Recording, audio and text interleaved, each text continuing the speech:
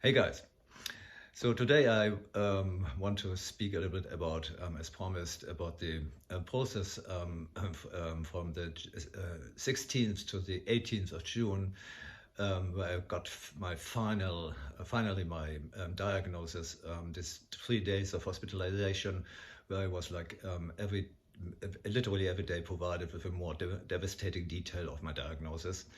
So at the eve of the 16th, on the 15th, I went to the St. Joseph Hospital for the first time, and to pick up my this substance you need to swallow the night before, in order to clean your colon. And to pick up the instructions how to do that. So this is a utterly disgusting. It's exactly how you expect it to be. Utterly disgusting process, of which I will spare you the details. So the next morning, I went to the hospital and was directly brought to the colonoscopy process. So like 15 minutes later, I found myself on the bed, and chatted and joked a little bit with the doctors and the assistants around, and they do this with a very light anesthesia. So I fell asleep, and then I woke up maybe 20 minutes later, and a short time later, the doctor who did this examination came to my bed, closed the curtains around my bed, and was like, yes, it is what we thought it, what we already suspected. We have to wait for the histology, but this is cancer. She saw, I mean, also I was prepared for that already. She saw, of course, the expression on my face, and it was like, so I was immediately talking about my fears and my worries, especially also as a gay man, so I was very openly talking to her, and she was like absolutely involved and very, very much listening and ensuring me that mostly what she said is, listen, this thing is sits high enough, so that's what we can assure you, that even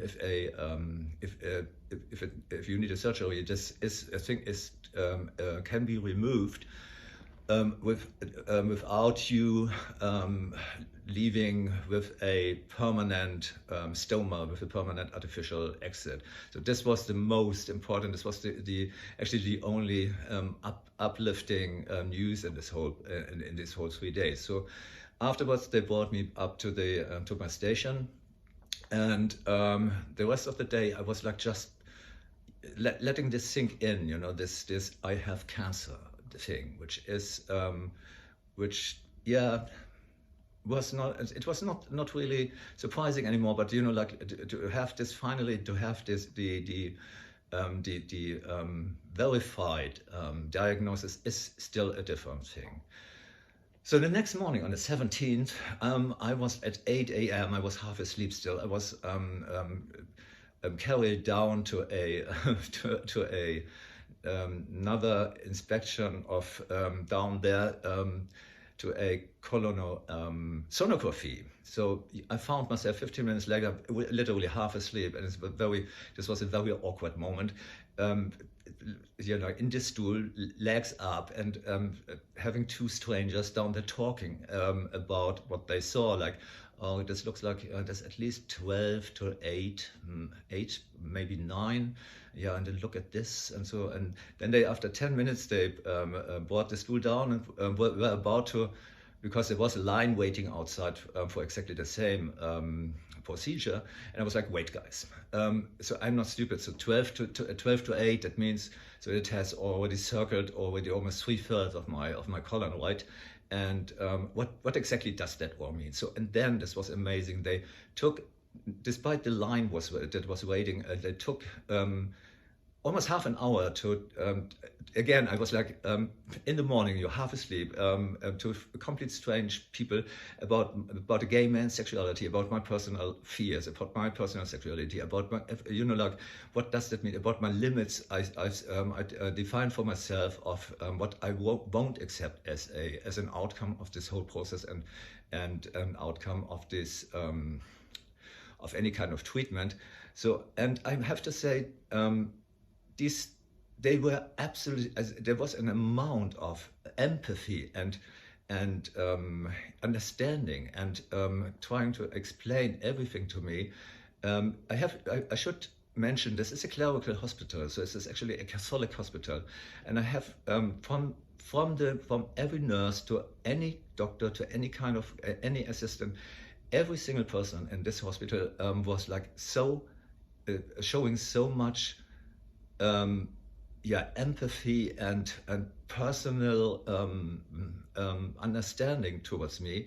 This was a very amazing and moving, actually sometimes really in this situation, actually moving and very supporting experience. So the rest of the day, I spent like blood tests, more blood tests, an entire MRT of the entire torso, CT of the entire thorax, and I was supposed actually to be released on the next day, on the 18th. The whole time I was strolling a lot. It was 3 beautiful days with beautiful weather, and this is a kind of a nice area where this hospital is situated. So I came back in the evening from one of those strolls and ran into the doctor from the first day who did this colonoscopy, and she said, "I was looking for you. Can we go to your room and have a talk?" And I was like, oh my God. So, and then she said, actually she was supposed to be already on vacation. So this is again, she wanted to just make sure to tell me this personally, apparently.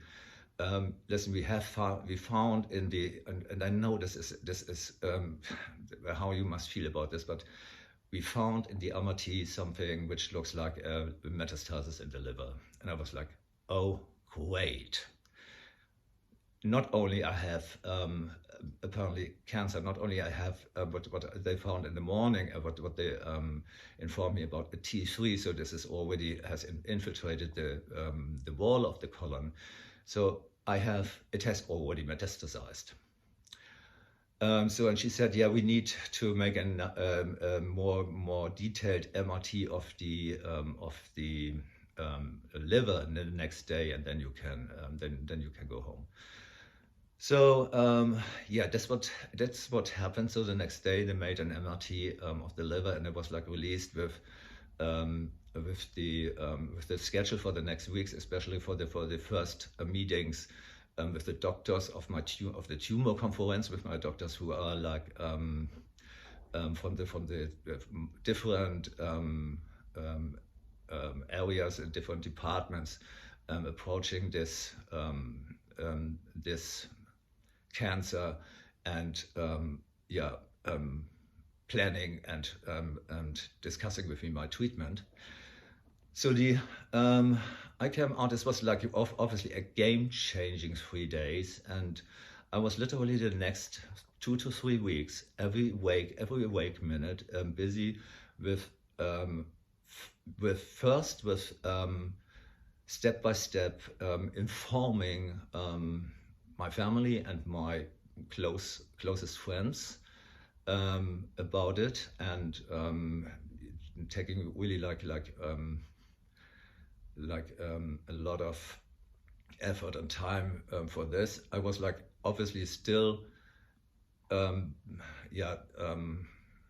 busy with trying to realize what this actually meant for the next upcoming year, and how I intend to approach this. And I was literally reading hundreds of studies, of pages of studies, science journals, articles, Wikipedia articles, and just to prepare myself for these conferences, to prepare myself for the to know as much as possible about the options, about the potential treatments, about even not yet everyday normal standard treatments, but also like things which are in the process of development and blah blah blah blah. So this was the 16th, 17th, and 18th of June. I can say without any exaggeration, were the 3 days that really on any kind of aspect changed my life. So I think that is for me for today, and I see you next Tuesday if you want. And as the the chemotherapy is closing in more and more, I will talk a little bit about my growing anxiety and my growing worries about this chemotherapy treatment, and my emotions about it and stuff. Yep. So I am Otis Sneyrom. Check out my Insta @Sneyrom, and mail me if you want under ot.sneyrom@gmail.com. And yes, have a wonderful week, and I send all my respect and all my love out to you all.